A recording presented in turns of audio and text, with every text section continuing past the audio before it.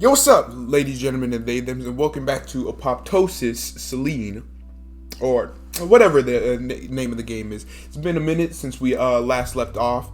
I completely forgot what we last left off on, and apparently we last left off on a choice, and I don't know what this outcome would say. So, like, I don't know, say it bluntly. I think I said that before. Whatever. I saw someone in our kitchen last night. Some girl. The deep line on Hope's forehead disappeared. Oh, what a show you put on. Did we already? No, we didn't, right? Okay, fine, I confess. No. I mean, am I supposed to? No, we did already go through this, didn't we? Because I remember getting a little tizzy about being a fat ass. And I didn't see this part. Apologies. Look, let's run it back a bit. Hold up. It's been a while since I played this game, can't you tell? That's when I saw her. Just for a split second. But damn it, he saw her. A black-haired girl flashed in the doorway of one of the rooms. Not even flashed, but drifted. Like Ethan's mouth went dry. Shadow. Of course, there was no one in the room.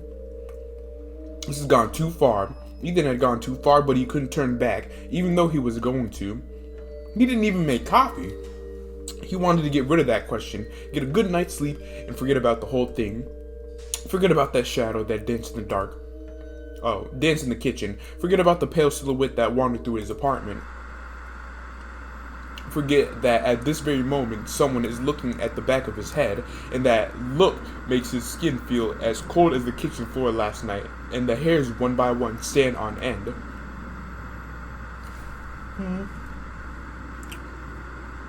Ethan clenched his teeth, not with anger, but with some new emotion he couldn't name. The blood hummed in his ear, louder and louder. It will all be over after he writes the letter. It will all be over. He opened his laptop, his hands were shaking a little, and was putting his fingers over the keyboard when his cell phone rang. Ethan flinched. He stared blankly for a few seconds as the vibrating rectangle of glass and plastic crawled across the table, also known as his phone. Do not answer. Don't do it. Suddenly, he grabbed the phone and pushed the accept button. Ethan himself didn't know what happened, or how that happened. He just did it, that's all. The phone rang, or the phone pressed tight against his ear.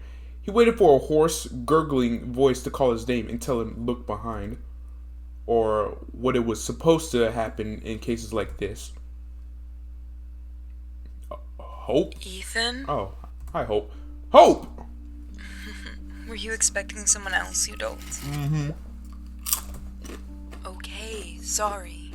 I'm super uneasy, and so I'm talking nonsense. Mm-hmm. Yeah, I'm uneasy too. A little more than uneasy, but yeah. And that was completely true. Look, am I distracting you right now? I mean, with two big things, but that's besides the point. You are, and I'm very happy about that. Go on, please. That's great. Look, it didn't come off well at breakfast, right? Oh, what? Yes? I'm sorry if I'm being awful. No, I'm sorry. Both of us have it hard now, so let's try not to fight, okay? Fine. Whatever you want, babe. Great idea. Why don't we go out tonight? Save for groceries? Counts as going out, if you ask me. Boring ass, old ass, adult ass couples. I'll go crazy being cooped up like that. Oh, so that's what's driving me nuts?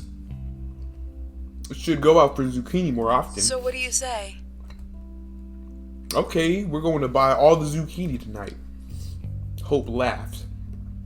Ethan suddenly realized that the blood wasn't buzzing in his ear. No one was looking at the back of his head, and if he turned around, he would only see Hope's socks that she left out on the chair again. Hope? I love you. I love you too, very much. Shut up. See you tonight. I hate you. After finishing the call, he turned around. The socks were resting peacefully on the chair, which meant everything was okay. He went back to the mail and only then noticed several new letters. 2 of them were from his counterpart. Ethan hesitated. He already decided his course of action concerning the question, so there was no harm in taking a look. He won't feel any guilt. After all, he had already done far more than he should have. Of course, he is a lifesaver for those wanting to sell books mentioning historical accuracy, but having no intention to pay for it properly. And so what? He doesn't have to do a perfect job for free. Hell, he doesn't even work for free. That's what Ethan thought. Then he opened 2 letters he got and changed his highly reasonable decisions. His counterpart was asking how soon he would get an answer. So this happened after all. The tone was very polite and apologetic. He wasn't expecting anything, but he really needed the help of someone competent. According to the emails, he wasn't doing very well. The poor man had been suffering from insomnia for an insane amount of time, and it seems that he too began imagining things. It was as if Ethan saw himself from the outside. He suddenly felt sorry for his acquaintance. Can we get to the interesting stuff? I've been doing so much reading. Come on now. Of course, he had begun to feel sorry for him earlier, but now Ethan felt a sharp.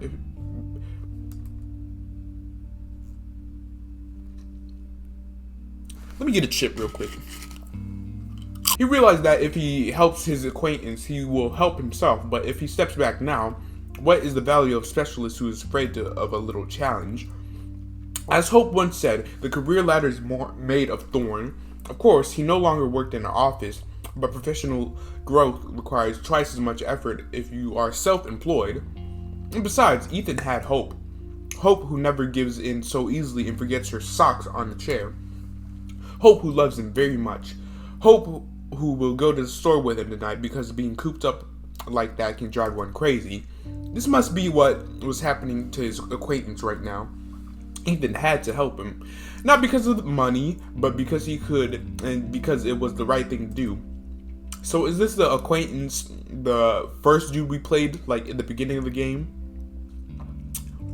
They will both finish their projects and then they will have a good rest. They might even go out for a glass of beer together. I'm gonna assume yes. So Ethan thought and got back to the question with the newfound strength. The pages of the book did not rustle in the far corner of the room. The shadows weren't wandering in the corridor, and certainly no one looked at the back of his head until the evening. And in the evening, Hope came back. Hope looked up from her magazine and leaned over the armrest. You had a call from the agency? I'm assuming. Ethan just got back from the shower. He froze in place, clutching the towel against at his waist. Something cold stirred uncomfortably in his stomach. The project. He had completely forgotten about the agency project, and it had been more than 2 weeks. The deadline was very close. He started for the phone, but Hope just waved her hand lazily. Don't worry, I picked it. What did you tell him? I told them you'd stop eating, sleeping, and loving anything other than work, so they'll get those files all nice and shiny. You said those. It's there. Pretty accurate. 1 out of 10 game. Huh? Yeah. Just don't pick up my phone again, okay? Hope shrugged. Sure. I mean, it was you who asked me to answer the calls in the first place. Uh-huh. Yes, I know. When I just started working from them, it was important to let them see I am always in touch. Now that I've passed the probation period, there is no point in piling this on you any longer. Thank you for covering me. No problem. If you're getting a call and I'm not too lazy to go pick it up, I can watch your back. No, you really shouldn't. This project is complicated. I'd rather deal with it myself. Ethan sat rigid. He never considered himself a good liar, but Hope didn't seem to notice anything. You know, Hope is a pretty good wife. I'm just being salty saying F you because, I'm a single nigga. A salty one at that. She sighed, pretending to be upset and rolled her eyes. Well now, Guess I'm being fired from an unpaid security position without any honors or compensation. I mean, the compensation could be this dick, but Ethan's a little beta pussy. Capitalism sucks. Ethan leaned over, tucked a strand of blonde hair behind her ear, and looked into her eyes. His hand remained on Hope's cheek. Your help is very important to me. Hope's hand went over his. She closed her eyes.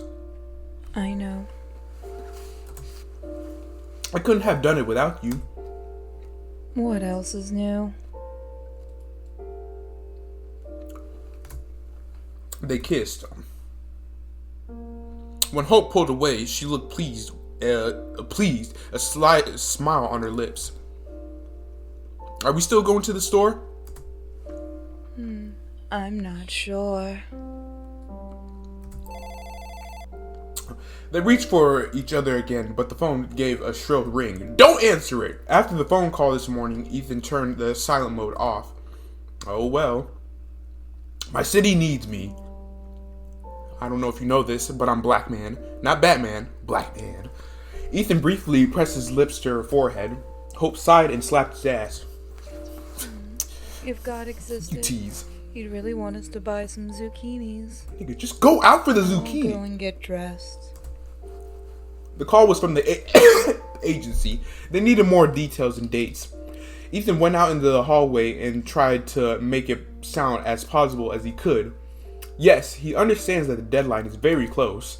No, there's no serious hitches in the work. Yes, he will send everything on time.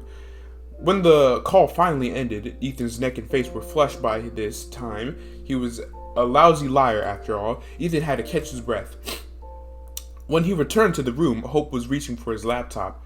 What are you doing? Hope glanced at him over the shoulder. This time she looked surprised. Nothing special, really. I just wanted to print out some discount coupons. What about it? Ethan left a bunch of files and tabs opened. They had nothing to do with the agency project, and he didn't want Hope to see them. After all, she did know enough about his projects to serve as a sort of secretary. About all the projects, except the one that Ethan shouldn't have taken because it wasn't paid for. Maybe his fears were irrational. Maybe Hope wouldn't blame him, but Ethan felt ashamed and he didn't want to take any chances after what had happened this morning. I have lots of unsaved files in there. Some important information might get lost. Can I print those coupons myself? Ethan felt the heat rise in his neck and cheeks.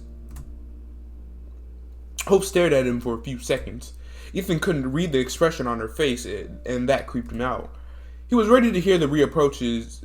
He even agreed with them in his mind, but Hope simply walked away. Sure. I'll send them to your mail. Thank you. Put the phone. I don't like checking my phone while I'm recording, but sometimes your boy is too popular and gotta check the phone. Oh shoot. This is a nice... Yeah, I'll use this as a background or a thumbnail. They spent most of the way to the store in tense silence. A few times Ethan asked something just to make sure Hope was still talking to him. Hope was, though the answers were dry and she never even attempted to make a joke. I mean, what's new? It's not that bad, Ethan told himself. It's not that bad at all.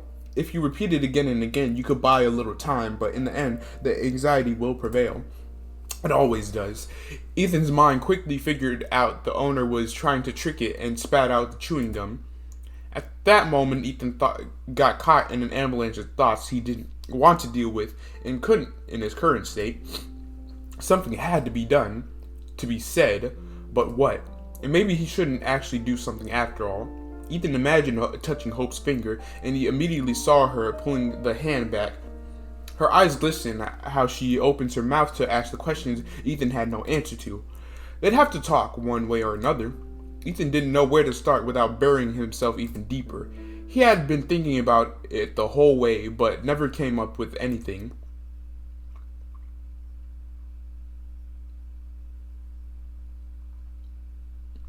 The huge supermarket on the next block, a place they had long dubbed the store, was bursting with life. bustling with life, despite the rather late hour.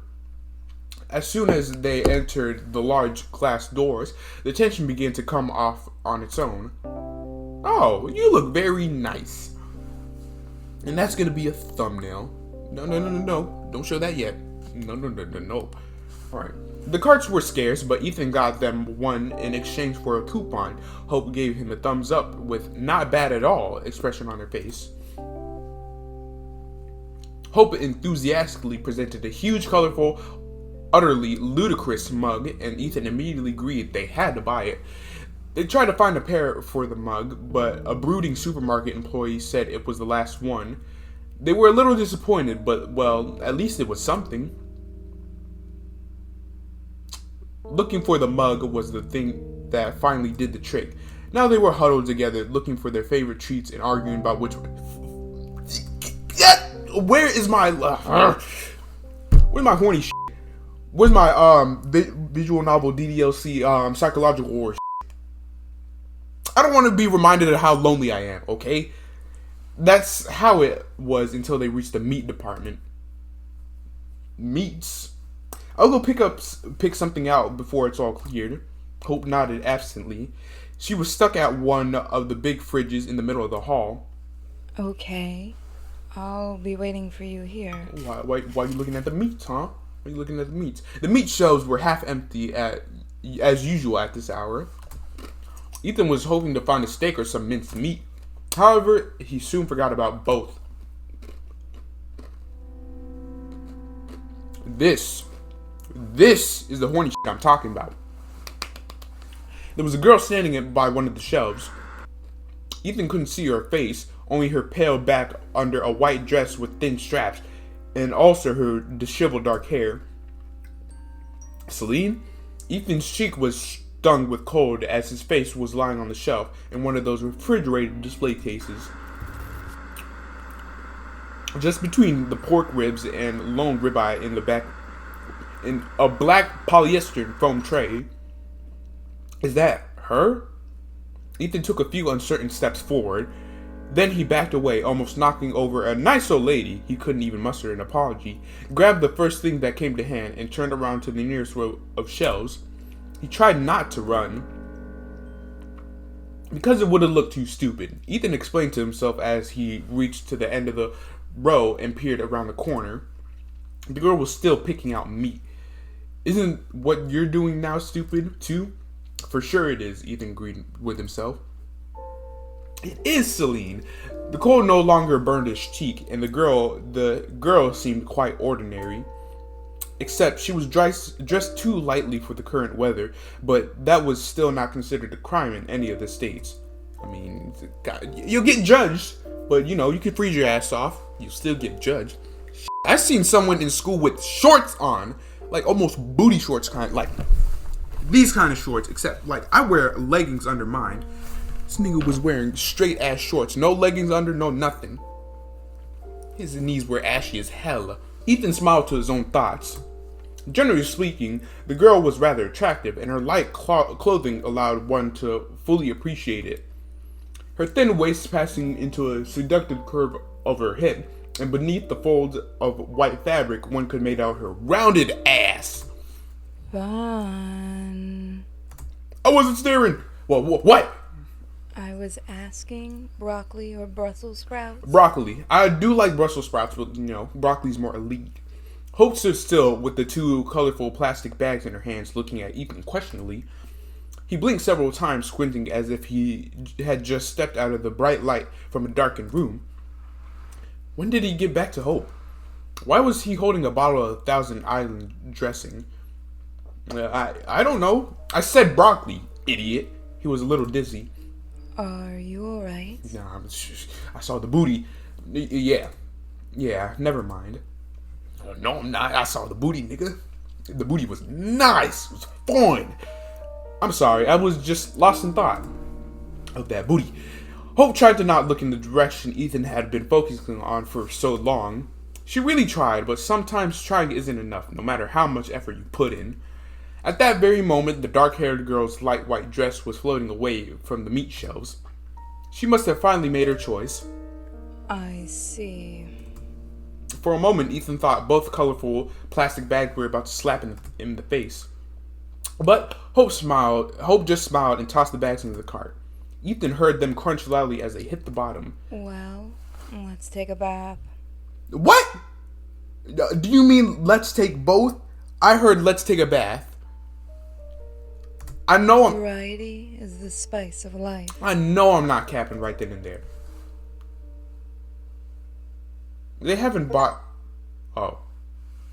any zucchini. I'm gonna save real quickly right now, and I probably shouldn't save on one of those screens because, the beginning of this episode. That night, he had another dream about the white room. Oh boy, the casting couch room. What now? The walls were still trembling softly in the cold light. Everything in the room, including the air, was oozing tension, anguishing anticipation of what was about to happen. And something was really about to happen, no doubt about it. Ethan suddenly realized he was looking at the room from an odd angle. He seemed to be standing on something, but he couldn't feel anything under his feet, no support. He tried to look down, but only saw the shimmering air.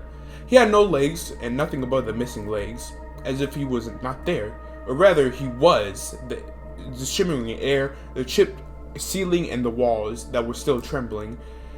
He was the red sofa standing a little away from the center, and a couple of unremarkable white doors on opposite walls of the room that were not there the last time, and that should have not been there. Nothing can be done about it now. The doors have appeared, and there's nothing that can be done about it now. You just said that. So what? I'm the couch? Can someone with a fat ass sit on me? A nice fat ass, not like fat ass, just a fat ass. The light grew dim now, pulsating noticeably. It was still emanating from the room in its entirety, reflecting from the white walls, but most of all from the twin bra on the wall between two doors that were not supposed to be there. For some reason, Ethan tried to catch the rhythm of the light with his breath, yet he couldn't.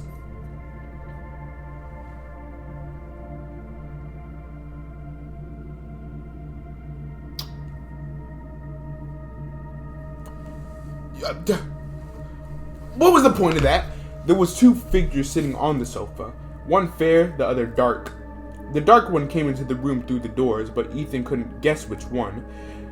The fair one was Hope, and I'm guessing the dark one was Selene. Hope, what are you doing here? You can't be here. You have to leave right now or something will happen. The pulse of the light became faster. The dark one moved towards Hope and tucked a blonde strand behind her ear.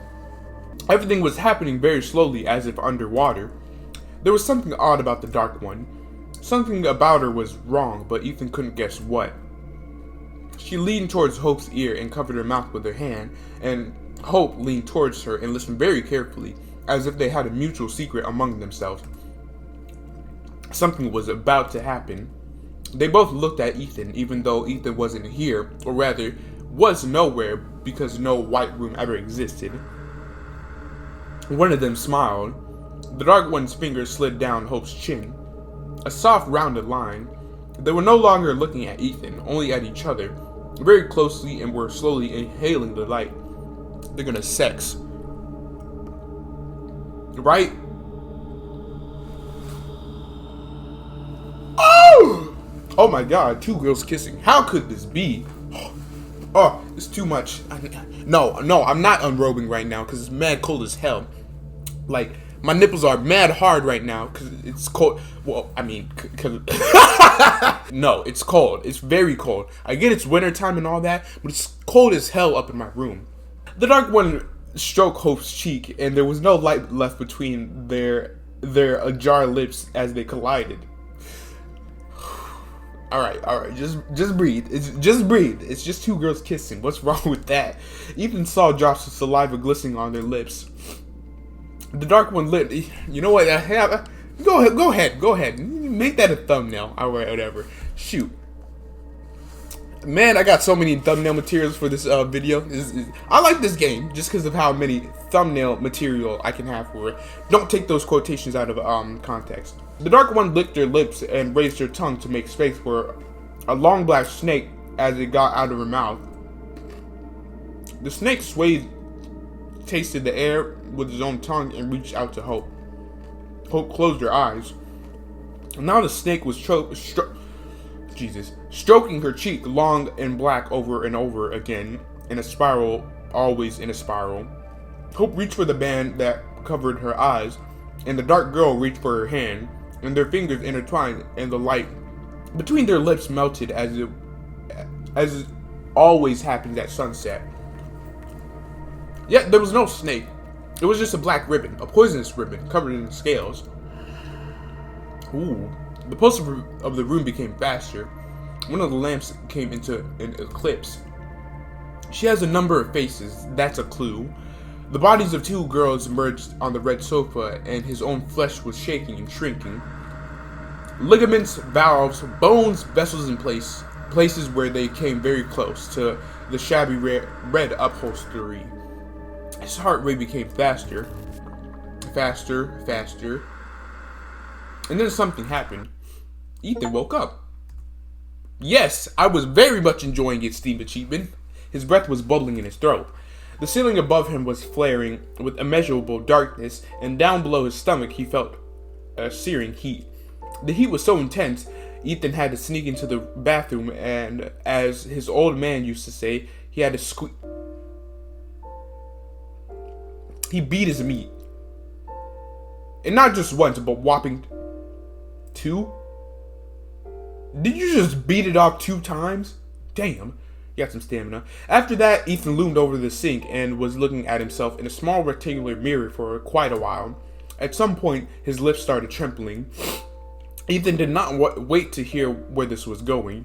He spat into the sink, let the water in for a while, then he turned the lights off. Did you just get like cucked in a dream?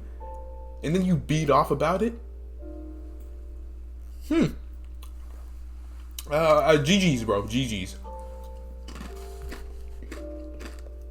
So what happened? What happened? Okay, that's what happened. No, that's what happened. I'm just talking about what happened. You know, like what changed. He didn't want to wake up. He didn't want to wake up to see a hidden grudge in Hope's eyes, to listen to the awkward silence, and to seize every opportunity to say a word to break it. But morning did come, and Ethan was in for a surprise. Everything was fine, very much so. Hope got up early to make a superior breakfast, the kind Ethan was never able to cook, even when he really wanted to. She was talking to him. She was joking. She listed at least 10 places they could go when their schedules became more relaxed. The nightmares seemed to be over, simply washed away down the drain with the rest of all things excess he used to have in his body. The image was so real that Ethan got completely relaxed, let his guard down, dazed by the cute nonsense, waffles with cream and delicious Turkish coffee. Then Hope asked a question. Do you think a darker hair color would suit me? Oh, what happened? I didn't... Man, I was looking at the camera. I didn't see what happened right then and there. The coffee suddenly turned solid and stuck in his throat. Ethan felt as if it wasn't coffee at all, but finally round glass. He coughed. What? Hope put her elbows on the table and sipped from her cup as if nothing had happened. I was just thinking of becoming a brunette. No, stay blonde. In fact, go white. I actually I think I mentioned this before, but like once these grow out, once I actually get actual dreads, I'm definitely gonna dye my hair white. Not all of it white, but like kind of like faded or whatever, because I really like white hair. I think I mentioned it before. So no, what don't. Do you say? No. Either blonde, white, or black. That's my favorite. I don't know. I'm fine with everything as is. As long as you like it, I guess. The tiny pieces of glass were still scratching from the inside. Ethan tried to clear his throat, but it didn't get much better. But why were you thinking about it? Ethan struggled to speak. He felt as if he was falling into a pit and the air was whistling in his ear. Well, one has to change from time to time. Yeah, I get that. Variety is good. Isn't that right? Sure. She took another sip. Besides, I find plenty of dark hair all over the apartment. What if that's just my hair? Because my hair, like, I stretch it out. Boink. Look at that. Focus, damn it. Well, you can see it anyway. Shoot. Like, I just... Then my hairs just fall out. Just like that. Not very long, you know. But not too short either. Still could be my hair. About this length? Even before Hope tapped her neck with the edge of her hand, Ethan knew where the hand would show up, or would stop. And so I thought, if I go brunette, I can believe those hairs are mine. Hope's lips stretched, and the corner of her mouth turned up. But she wasn't smiling. This isn't happening. This just can't be happening. He must still be asleep. This is a dream, just a shit dream, and it will end. Now Ethan desperately wanted morning to come, but morning just couldn't come for the second time in a day. Hope leaned back in her chair and looked at him with her head on one side, a fake smile smoldering on her lips. Something had to be done about it, all of it, right at this moment. Ooh. No, I'm not gonna leave you off on a cliffhanger right now. I'm gonna get through it. I'll probably make this an hour for y'all. For old time's sake, we'll make this an hour. Look, something strange is going on. Yeah, I could tell as much. Do you know? Hope, I'm serious. Something strange is going on, and I have no explanations. Neither good nor bad, none at all. It's very horny. Really? Actually, I have an idea or two. Wait. I'm not saying that yesterday in the store, Ethan stopped short. Go on. He took a deep breath and closed his eyes. I'm not saying I didn't stare at that girl. I did, and it's obvious. I was trying to... She reminds me of someone, and I was trying to figure it out if it was a mistake. I know what it looks like, and it's my fault. Ethan decided to omit the part about well-rounded buttocks. You just say ass cheeks under the light flowing fabric. Not because he wanted to look better, but because he knew it would hurt Hope, and he really didn't want to hurt her. Well, I mean, she got those. I wouldn't know about her ass cheeks because she doesn't turn around for me, but like, you got tits. That's all I'm gonna say. Please forgive me if you can. I did a shitty thing, but I'm really sorry. He put his hand on the table so that their fingers touched a little. Hope didn't move away. Next time we go shopping, you can stare at everyone you like. I'll try my best not to cry. Can't promise anything though. Hope winced, but Ethan knew she was hiding a smile. Alright then. But keep in mind, I'll pick the hottest ones. What, you mean me? I don't stand a chance, do I? She smiled wider and ruffled his hair. Absolutely. And about the hairs, Hope's smile disappeared without a trace. I don't know where they came from. Seriously, there's something wrong here. Ethan, please. I don't want to. Hey, tell her about the dreams, though. Shoot. Nope, I'm not going there. No, listen, please. I really think that's something... Do you believe me? Hope looked at him for a while. Then she shivered. Damn you, Ethan. Yes. I do believe you. How could you not? I don't understand how this happens or what they want, but I think it's time to call the police. And let them sort it out. It's their job after all. Maybe you should actually call Laura first. I think it's the time. Who's Laura? Yes, I'll do that as well. Who's Laura? I forgot who Laura is, okay? Hope pressed his hand. Let's promise each other we won't go crazy, Okay. I'm a bit past that. Sorry. Shoot. I also see things. All sorts of things. What do you want about? I mean, sometimes you find hair, just some damn hairs, and you start questioning everything. Damn, I got a nice jawline. Sorry. We just need to get through these dark times, somehow. It'll get better. I'm sure it will. Oh, that's nice. Ethan nodded. Yeah. Hope pressed his hand again and got up from the table. Okay, I have to go now. I'll probably be late, and we'll have to hold up at work today. Should I meet you after? Maybe I'll call you later, I guess. Hope. I love you. I love you too. Very much. Don't forget to call Laura. Ethan nodded absently. Don't. I'm sorry. Don't break on me, please. When the door shut behind Hope, Ethan called Laura.